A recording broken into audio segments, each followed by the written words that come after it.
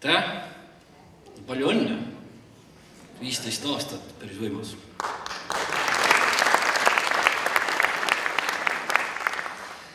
Siin on täna teemad läbi segi või praegu vähemalt vaheldumisi, et maaelu ja siis kodanikuühiskond ja mulle on siin ülesandeks antud rääkida jällegi kodanikuühiskonnast just, kuigi hing kisendab tahaks mõnes asjas maaelust ka rääkida regionaalpoliitikast.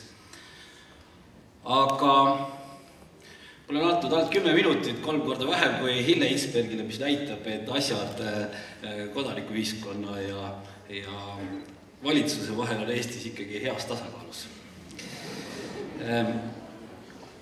Nii et liigun kiiresti edasi. Milline on siis kodukandi saavutus või tulemus Eesti ühiskonnas? Ma arvan, et see kõige suurem saavutus, et kodukandil on hea, selge nägu. Inimesed saavad aru, mille eest te seisate, mida te teete, miks te olemas olete. Keegi küsib, milleks on Eestis kodukanti vaja. Kõik teavad seda. Ja see on minust väga hea tulemus. Kui nüüd teiselt poolt võrdleme Eesti kodanikuühiskonnaga üldisemalt, siis selles asjas ma arvan, et te olete üldiselt olnud selles kodanikuühiskonnast ees. Kui tervikuna Eestis kodanikuühiskonnast ja vabakonnast on räägitud küll tükk aega, aga siis ma arvan, et avalikkuse jaoks see kodanikuühiskonna nägu on olnud selline hägune, et kuskil on midagi kumand, mingid näojooned või väike profiil, aga täpselt pole aru saanud. Nad on viimaste aastatega alles tugevalt selginenud. Et need näojooned tulevad välja, hakatakse aru saama, mille eest siis kodanikuühiskond seisab. See, mis teie puhul oli juba tükk aega tagasi selge ja aru saada. Ja miks see teie puhul nii selge on olnud, et teil on olnud väärtused väga hästi paigas? Ja mulle konservatiivse inimesena muidugi meeldib, et teie väärtused on olnud sellist konservatiivsed, seisate traditsioonide ja selliste eestlusele oluliste põhimõtete eest ja hoiate neid ja kaitsete neid ja esindate neid meie ühiskonnas. Kui me vaatame jällegi laiemalt võrdluses siis ülejäänud kodanikuühiskonnaga, et nagu ma ütlesin, edusammud on meeletud olnud minu arust just viimaste aastatega, selle teemal räägitakse, arutatakse. Ja kui ma vaatan, kuidas meie vabakonna esindajad suudavad esineda oma ideid välja tuua, see võimas. Kas või Hille sõnavõtt siin täna, hästi inimesed räägivad, oskavad oma mõtteid välja tuua. Edasiminek on tohutu, need inimesed on väga intelligentsed ja kui siin Hille ütleb, et kuidas sa ütlesid, et sinna üles ja sa ei pidanud vist kõige vägevamat silmas,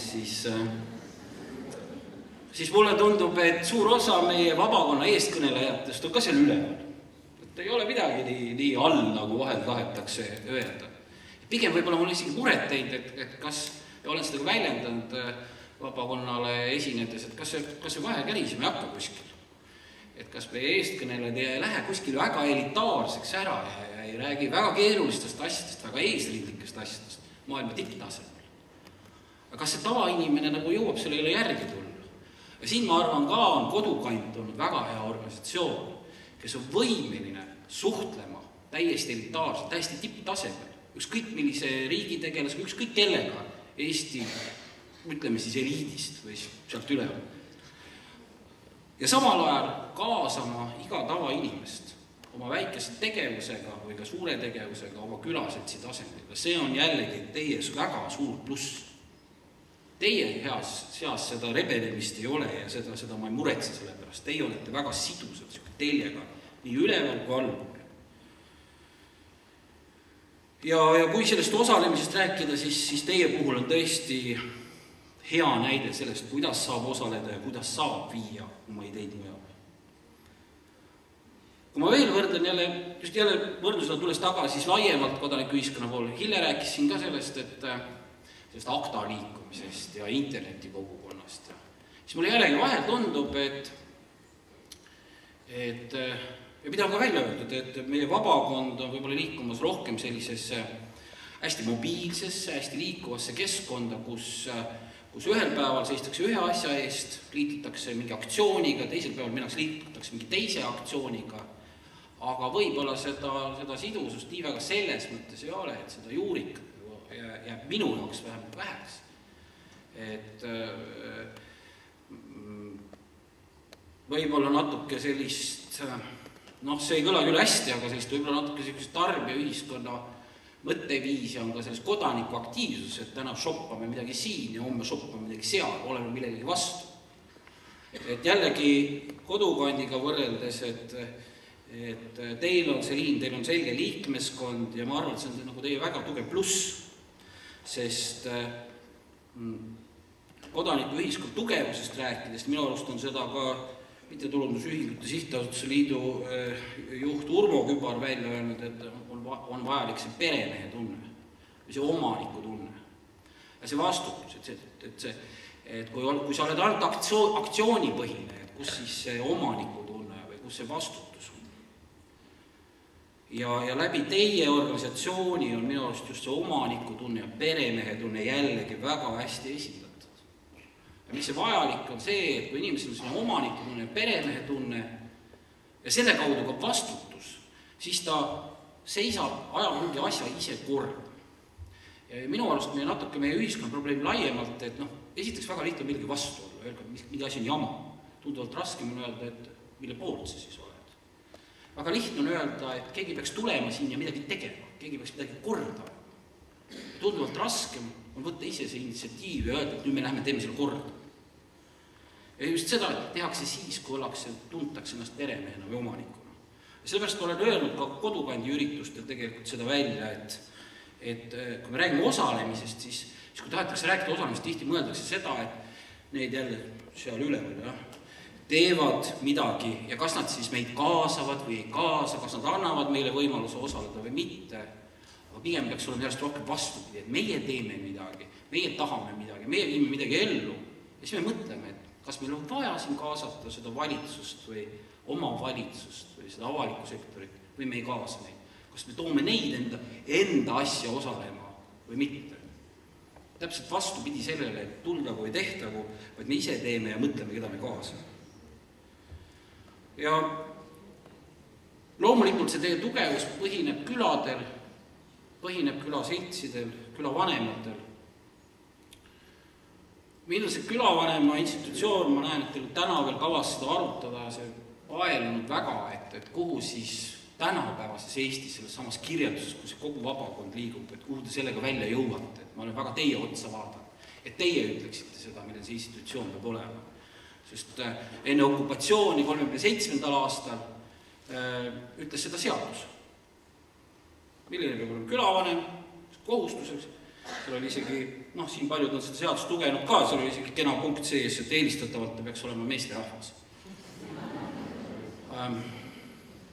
Praegu me ei ütle midagi ja pigem on teie hoiak olnud, et ärge öelgegi seadusandja või valitsuse poolt midagi, te ise ütlete, milline külavanem peab olema, kuidas ta seda teeb. Ja täitsa huvitav, kuidas jätkub, kas jääbki Eestis nii. Ja igatahes on ju külavanem vaatamata sellele, et seadus teda küll ääri mainib, aga ei anna talle väga mingid õigusi ega ülesanded ega ka kohustusi, siis samas külavanem on väga tugev tegija ühiskonnas, vaieldamatult. Ja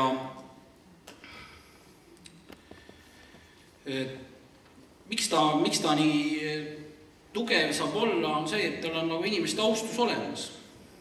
Ja mis teda tugevdaks veelgi, on minu arust, siin ma jõuan oma lemmikteemani, teda külavanemat tugevdaks see, kui meie vallad oleksid suuremad. Sest mulle vahel tundub, et meie külaseltsidel ja külavanematel ei ole piisavalt ruumi tegutsemiseks, sest vallavalitsus tuleb vastu. Kui meie vallavalitsus oleks kõrgemal ja suurem ja laiem ala peale, siis oleks külaseltsil ja külavanemal palju rohkem hapnikku. Ta saaks vastutada külas nende asjade eest ise, mitte tegema seda vallavalitsuses. Just. Aga kõige tähtsama ma saingi ju ära öeldud. Ma lõppu lihtsalt veel, et tulles alguse juurde siis tagasi, et 15 aastat.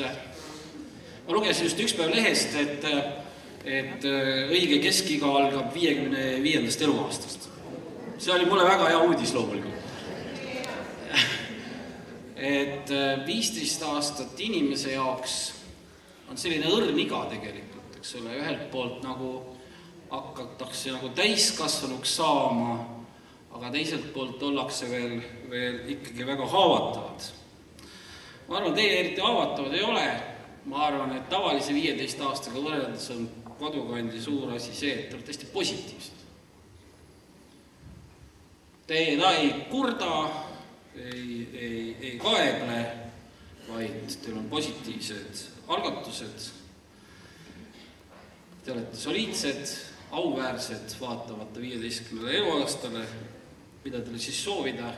Võib-olla natuke rohkem siukest murdeealisuse või siukest mürsiklikku trikitamist või vigurdamist natuke juurde. Palju õnne!